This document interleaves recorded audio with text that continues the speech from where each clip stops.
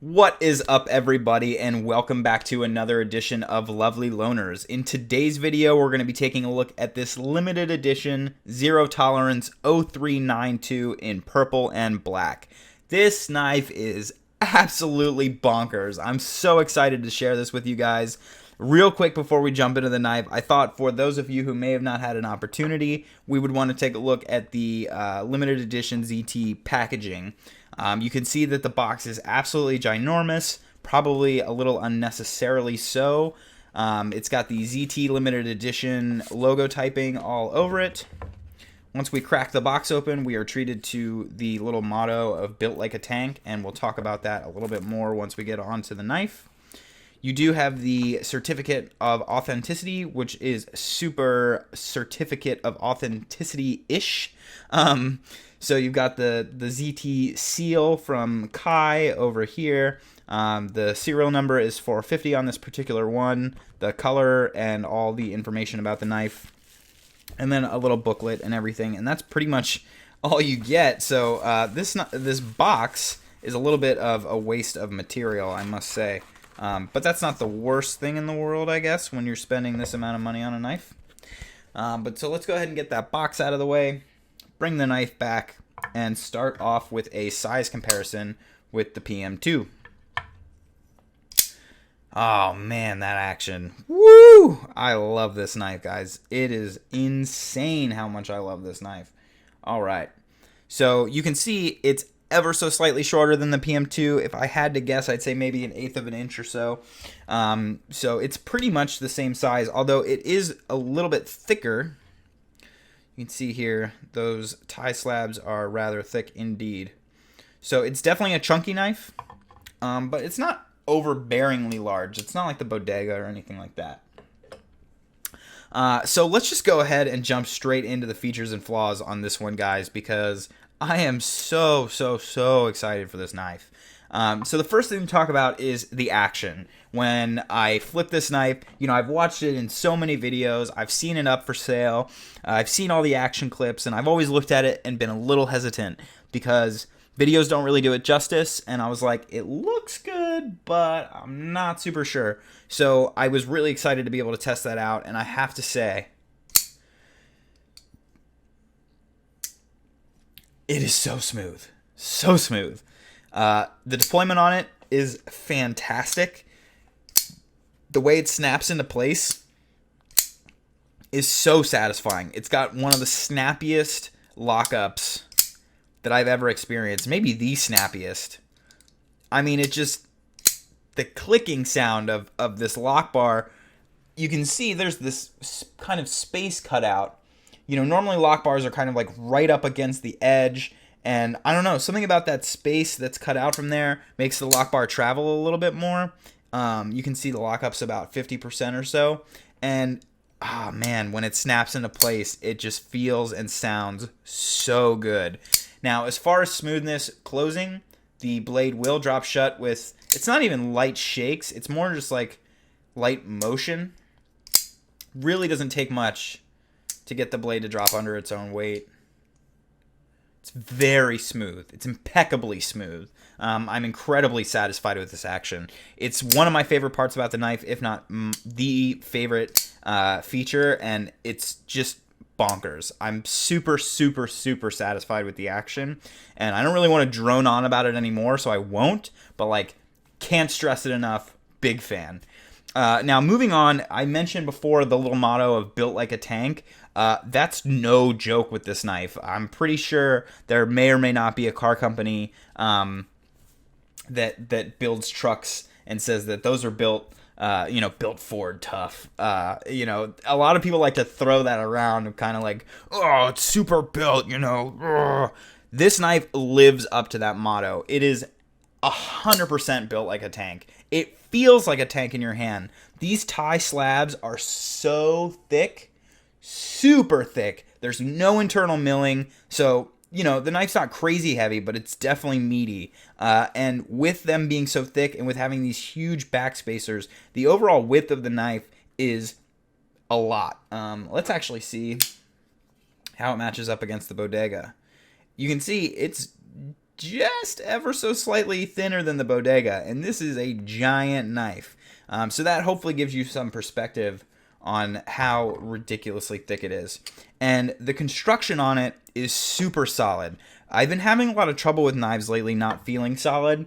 Not to say that any of them aren't, right? Because quite frankly, all of these things are like made out of hard metal and they're screwed together. And so to say that any of them aren't solid is silly and goofy. But in terms of the way that it actually feels in your hand, this is the knife. This knife feels so solid. The ergonomics on it are fantastic. Your fingers fit really well into this space that's kind of carved out for you here. Your thumb drops in here super well with the saber grip. The pinch grip is great. Your finger ends up right on this thick jimping here, which we'll talk about later. And it's just magnificent. I mean, you can kind of do this, and I don't know, on other knives, you hear the clip spring, or you might hear the stop pin rattle, or the knife might just be a little bit thin, and so you can feel yourself putting pressure on the lock bar or whatever. And none of that's happening here. This is probably the most solid construction I've ever felt on a knife, and it just makes holding it feel so good.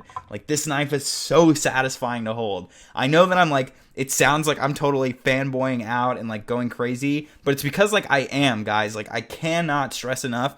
You know how picky I am. You've hopefully seen some of my videos now, and you know that I point out super dumb stuff on knives, like tiny little imperfections that are completely don't matter, and yet I still notice them. And despite all of that, this knife has completely knocked my socks off. I'm such a big fan. So all right, I'm not gonna keep droning on. Let's move on. I absolutely love the colors on this knife. I'll talk about that later in the story time. But the Prpblk, big fan. Now, as far as the jimping goes, like I mentioned before, it is jimping. That's about as much as you can say about it, right? That's what it is. But it's so thick and like spaced apart that it's not really what you're used to. It does provide purchase, but I mean, if you're laying your thumb flat, it's pretty slippery. It doesn't really provide any purchase. If you're digging a finger in, then you get purchase in each individual space, but not between the spaces. It's slippery between the spaces, but one individual space has purchase. And so they could have done better with this, with either not having it at all or improving it. That's for sure. Another gripe that I have with the knife is that these are not thumb studs. I cannot deploy the knife at all, even if I get behind both of them. I really struggle to break that detent. I actually end up hurting my thumb. So they are just a stop for the blade here, which the blade also has a stop pin, and so it's kind of like a dual stop pin, and I just really don't know why they put those there. I guess it looks kind of neat, but for it to not be operable as a thumb stud, and then also to have a normal stop pin. I guess the normal stop pin is in place for the flipper tab on this side, because they don't make contact with the actual frame when the knife is closed. So that kind of explains that, but it's just like, why, guys? Like, why do you have to add that extra thing? I guess it's just a combination of aesthetics. It's that kind of hinderer design. You can't really argue with it. So that's fine, I guess. I'm not bummed about it. It doesn't bug me. But when I went to go open the knife like this, I was like, oh, that's definitely not happening. Moving on, the clip is self-explanatory, right? It's got good tension. It goes in and out of the pocket well. It's just a normal spring clip. There really isn't much to say about it. It looks great.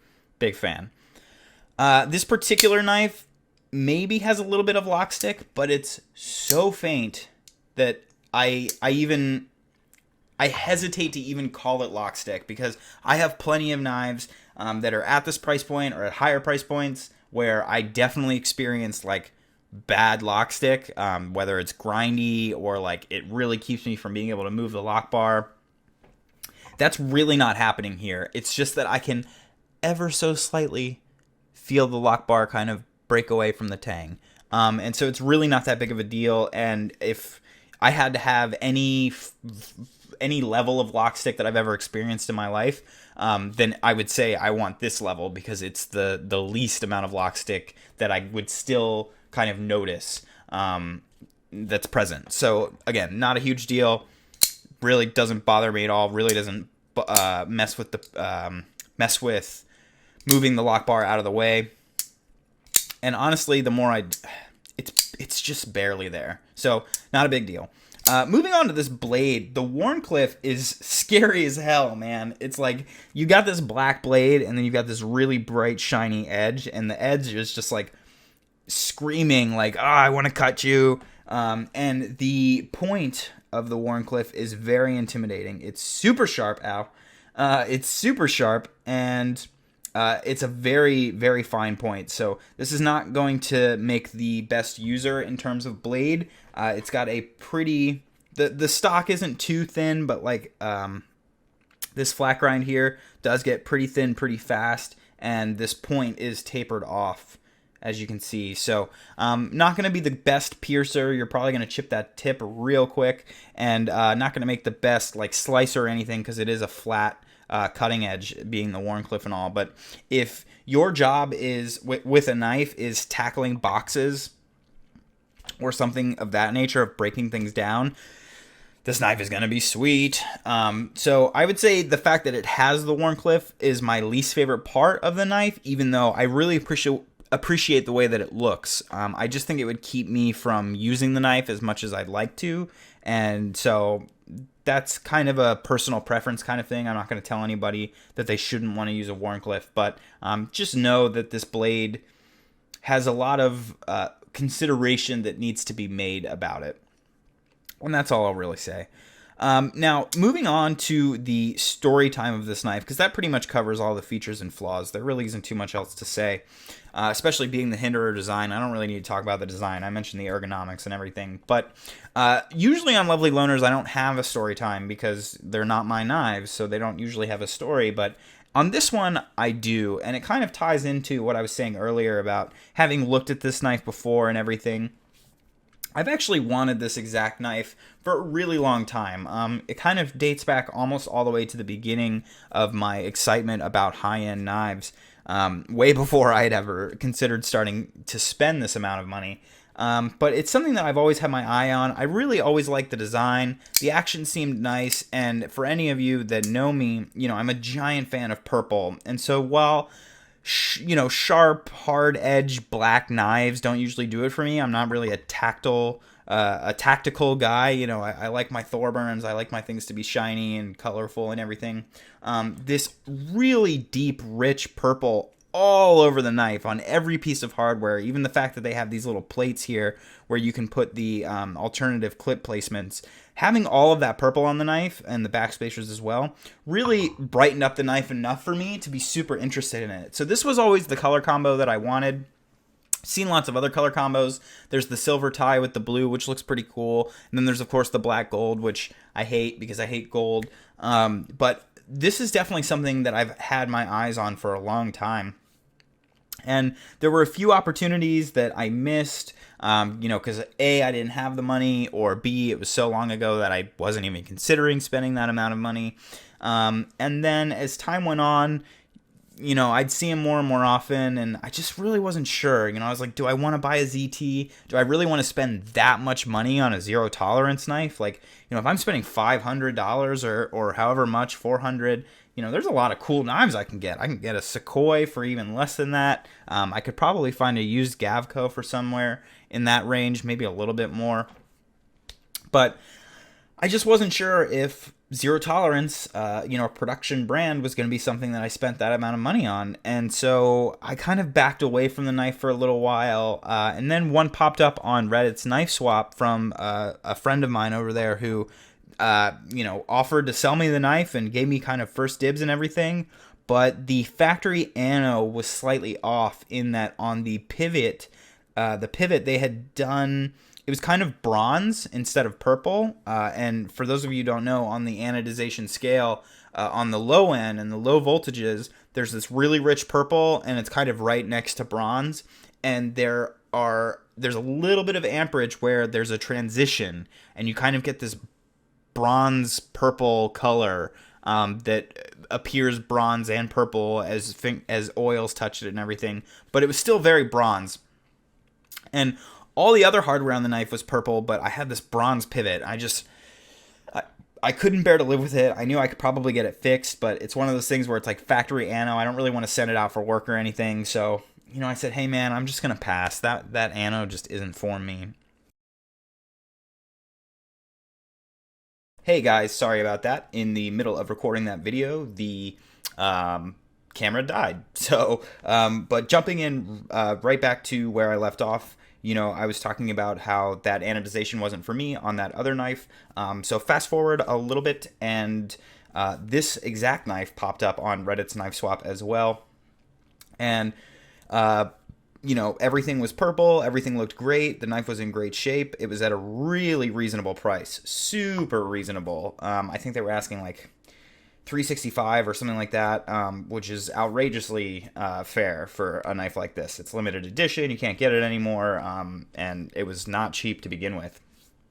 So I really thought about buying it, but I had just bought a bunch of other knives, and I blew clear past my budget for being able to buy other knives, and so I just literally couldn't afford to do it, and so I had to pass. But the person who ended up buying the knife, I asked them to ship it through me, and they agreed, and I was super thankful. So that's how this knife came to be, and you know what?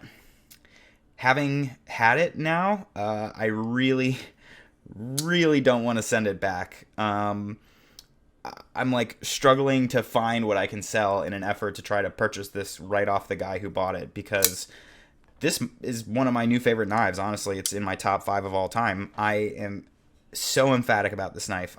So in love with it. I love the way it feels. I love the action. I love the way it looks.